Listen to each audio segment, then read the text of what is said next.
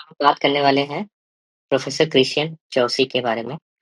जो क्रिश्चियन चौसी थे, वो एक जर्मन यूरोलॉजिस्ट थे और उनका जन्म जो था 1945 में हुआ था, जनवरी के महीने में। आज हम क्रिश्चियन चौसी के बारे में क्यों जानते हैं? क्योंकि जो आज हम ESWL यूज़ करते हैं, extra corporeal shock wave lithotripsy, वो उन्हीं की देन है और ये कहानी शुरू होती है 1975 से। 1975 में वो अपने एक फ्रेंड के साथ मिल कर के उन्होंने ESWL मशीन पे काम करना चालू किया। उनके उन दोस्त का नाम था फर्डिनैंड आइज़नबर्गर और दूसरे जो दोस्त थे उसका नाम था फॉर्समैन। तो उन्होंने फॉर्समैन और आइज़नबर्गर के साथ मिलके रिसर्च करना स्टार्ट किया 1975 में अपने कॉलेज में ही और रिसर्च करते-करते उन्हें 5 साल लग गया और 1980 1980 में 7 फरवरी का दिन था, उन्होंने पहली बार ESWL से एक पेशेंट को स्टोन को तोड़ा था। ये हैं डॉक्टर क्रिश्चियन चौसी और ये है ESWL मशीन। और इनका दूसरा जो अचीवमेंट था वो था हीफू। हीफू जो टेक्निक होती है उसको बोलते हैं हाई इंटेंसिटी फोकस्ड अल्ट्रासाउंड।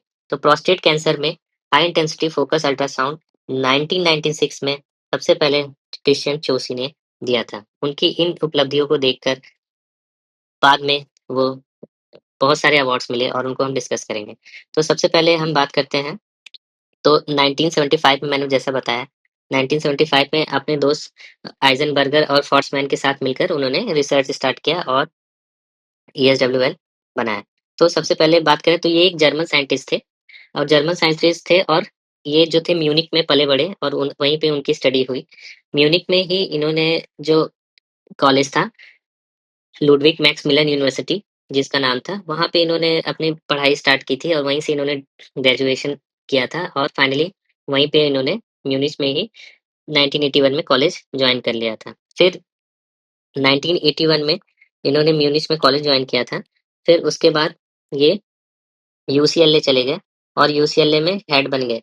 19 वहाँ पे ये 2 साल तक हेड थे 1984 से लेके 1986 तक और उसके बाद फिर वो ये वापस म्यूनिख आ गए और म्यूनिच आने के बाद इन्होंने वहाँ पे जो क्लिनिकम हर्लाचिंग नाम का जो हॉस्पिटल था, क्लिनिकम हर्लाचिंग नाम का जो हॉस्पिटल था, उन्होंने जॉइन किया 1986 में और तब तक काम करते रहे जब तक कि 2010 में ये रिटायर नहीं हो गए।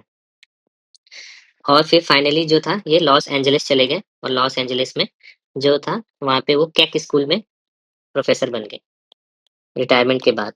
तो हमने डिस्कस कर लिया तो इन्होंने क्या किया था, सबसे पहले अगर हम बात करें तो जो डॉर्नियर नाम की एक कंपनी थी, जो एयरप्लेन से रिलेटेड कंपनी थी, उसके साथ मिलके इन्होंने उनका HM1 लिथोट्रिप्टर यूज़ करके सबसे पहले ESWL मशीन का स्टोन तोड़ने में यूज़ किया था, जो कि 1980s में किया था इन्होंने।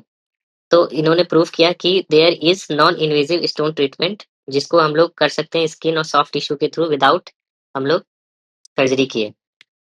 तो प्रिंसिपल क्या है शॉक वेव का? तो शॉक वेव जो रहता है basically they are focused externally on a urinary stone. अब उससे होता क्या है कि बार-बार जब रिपीटेड हाई एनर्जी वेव्स हम लोग देते हैं, तो स्टोन जो रहता है फ्रैगमेंट हो जाता है और फ्रैगमेंट क्यों हो जाता है? Because of cavitation, shear stress and compression. इसके बाद वो नेचुरली जो रहता है यूरिनरी ट्रैक्ट के थ्रू छोटे-छोटे पीसेस में बाहर आ जाता है जिसकी वजह से इंसिजन की ज़रूरत नहीं होती है और एंडोस्कोपिक सर्जरी भी करने की ज़रूरत नहीं होती है। तो इससे हुआ क्या? इससे ये हुआ कि पहले जो था ओपन सर्जरी बहुत होता था, तो जो बहुत सारे स्टोन्स थे उसके लिए मिनिमल इन्वेजिव जो टेक्नीक था स्टोन तोड़ने का, वो एक नई टेक्नीक बनी ESWL और इसकी वजह से हम लोग जो है लैप्रोस्कोपिक और एंडो यूरोलॉजिक जो सर्जरी यूरोलॉजी में है, उसकी तरफ सोचने लगे और फिर फाइनली जब 1990s की बारी आई तो ESWL जो था, उसको पूरी दुनिया ने अडॉप्ट कर लिया फॉर स्टोन फ्रैगमेंटेशन। इसकी वजह से हुआ क्या कि डे केयर जो था स्टोन सर्जरी होने लगी और हॉस्पिटल का बर्डन बहुत ही कम हो गया। फिर अब बात करें कि ये उसी लिथोट्रिप्टर टेक्नोलॉजी में लगे रहे और उसी को रिफाइन करते रहे और इन्होंने बहुत सारे उससे रिलेटेड आर्टिकल लिखे जिसमें हम लोग स्टोन फ्रैगमेंट की पूरी फिजिक्स लिख दी है इन्होंने और ESWL का इंडिकेशन, कॉम्प्लिकेशन, आउटकम ये सब पे स्टडी किया और उसमें पब्लिश किया है। फिर अगर बात करें इनके अवार्ड्स के बारे में, तो इनको अमेरिका, यूरोप, कनाडा हर जगह से अवार्ड मिला हुआ है। ऑलमोस्ट जितने तरह के अवार्ड की बात करें तो हर तरीके के। इनको एंडो यूरोलॉजिकल सोसाइटी जो थी उन्होंने लाइफ टाइम अचीवमेंट अवार्ड दिया था इनको। तो पहला जो अवार्ड था लाइफ टाइम अचीवमेंट, तो life time achievement award endo urological society ने दिया था। फिर उसके बाद जो दूसरा अवार्ड था अमेरिकन यूरोलॉजिकल एसोसिएशन ने दिया था, और उस अवार्ड का नाम था distinguished contribution award. Distinguished contribution award इनको मिला था। तो इतना अवार्ड मिलने के बाद यूरोपियन क्यों पीछे रहते, उन्होंने भी इनको दिया था। यूरोपियन एसोसिएशन ऑफ यूरोलॉजी ने इनको दिया था इनोवेटर इन यूरोलॉजी। तो आप समझ सकते हैं इनको ऑलमोस्ट हर सोसाइटी से lifetime achievement award, distinguished contributor award, innovator in urology award, इतना अवार्ड मिला। और फाइनली ये सब अवार्ड देखने के बाद जो रॉयल कॉलेज ऑफ सर्जन्स थे इन्होंने इनको ऑनररी फेलोशिप दे दिया, ऐसे ही फेलोशिप दे दिया, ऑनररी फेलोशिप इनका इतना सारा था। और इतना देखने के बाद जो चाइना था बीजिंग ने, मेडिकल यूनिवर्सिटी एक है मेडिकल यूनिवर्सिटी बीजिंग में, उन्होंने इनको ऑनररी प्रोफेसरशिप दे दिया।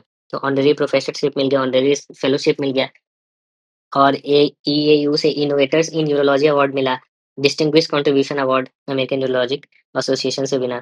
और फिर जो ये तो जर्मनी के शान थे, तो जर्मन वालों ने भी इनको अवार्ड दिए थे। ये था इनका कंट्रीब्यूशन सोसाइटी में।